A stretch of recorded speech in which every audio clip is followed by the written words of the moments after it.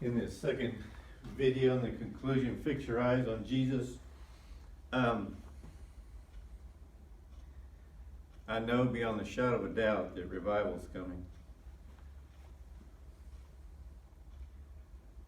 Revival is simply a mighty movement of God, first amongst God's people.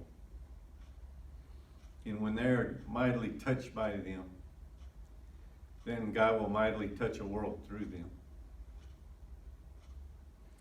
When I started this series, I called it discipleship and discipleship training. I was watching a conference about 3 weeks ago, and I heard a phrase. I don't know that I'd ever heard it before, but they use the phrase revival principles. And the second I heard that, it was like, that's what I'll name this series.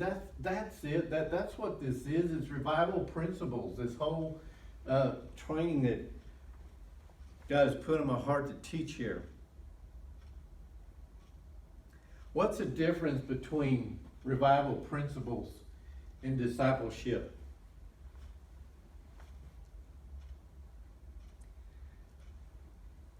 What's the difference between some boys throwing a football around in a schoolyard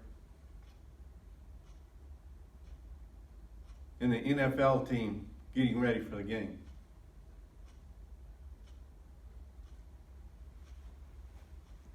You see, in revival, God's calling His people to some very clear things that He wants to do in and through their lives. And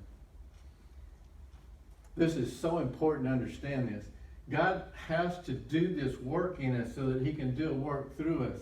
And just being in the Word and just reading it now and then is not enough. It's got to be a part of our life where it's saturating our mind, our heart, where we're reading it daily.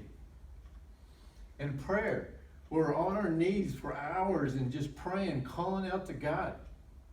And repentance, and again, repentance is not something we do on our own terms. It's where we met with God and we get rid of anything and everything that He says. Repentance is never anything we determine to do. It's a result of what God is doing in our life. It's a cleaning out. Being part of the team, recognizing that it's the whole body working together. Witnessing, telling others, empowered witnessing, telling others in the power of the gospel, the power of God, and seeing many come to the Lord, and the cost. I just kind of shake my head at that one. It's not going to be easy. Can I say something about the cost? Be the toughest thing you ever did, but it's no match for the reward when we get to see Jesus.